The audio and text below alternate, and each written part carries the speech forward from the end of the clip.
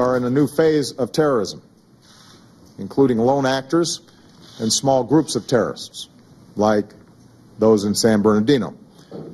Because they are smaller, often self-initiating, self-motivating, they're harder to detect, and that makes it harder to prevent.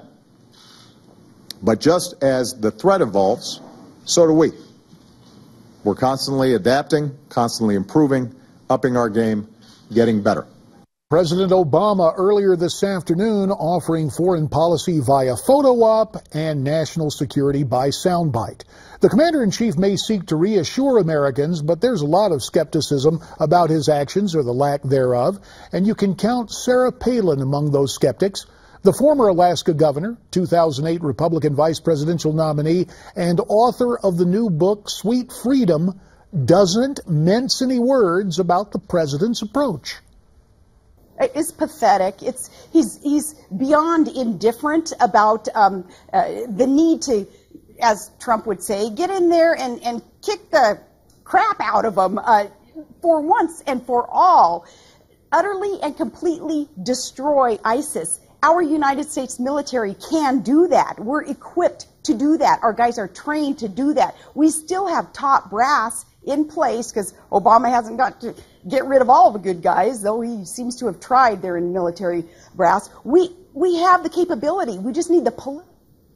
And that's what Obama is just so lacking, is that political will to get in there and allow our military to do what they do best, to do the job, to protect the innocent, make sure that they're decimated over there before even more of them are filtering into our nation. We can certainly do it. So, no, we need to remember this too, JD, as we go into the primary and then the general election. We are electing a commander-in-chief because we don't have a good commander-in-chief now. We've had 7 years, now we're going on 8 years of neglect of our national security. So we need to move the other direction, and then, yes, with the new commander-in-chief, we certainly will be able to decimate them. In fact, we could today if enough people would put pressure on the White House to do what the federal government is tasked to do. The federal government has very, very few responsibilities, if you will. National security, though, that's one of them, and they're not doing their job. Sarah, only a minute remains, and I've got two questions, so I'm going to combine them. Number one, would you consider getting back into politics and running for elective office? And number two, if you could only have one Christmas wish, what would it be? Oh, gosh, that's so good.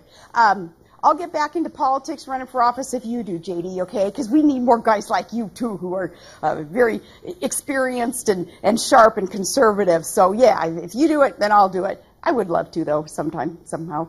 As for the Christmas wish, JD, something came out today about ISIS declaring death to children with Down syndrome. I read that, and before I kind of got choked up about it, I said to myself, I said, no, something like that is over my dead body. Will ISIS ever be able to destroy the American way of life, which includes embracing children with special needs like Down syndrome? My Christmas wish would be for all of Americans to understand that something like that surfaced today, ISIS, their declaration, for people to be aware of how evil this death cult is, and to be aware, though, of the hope that we have to defeat the enemy, and we can do that. That would be my Christmas wish.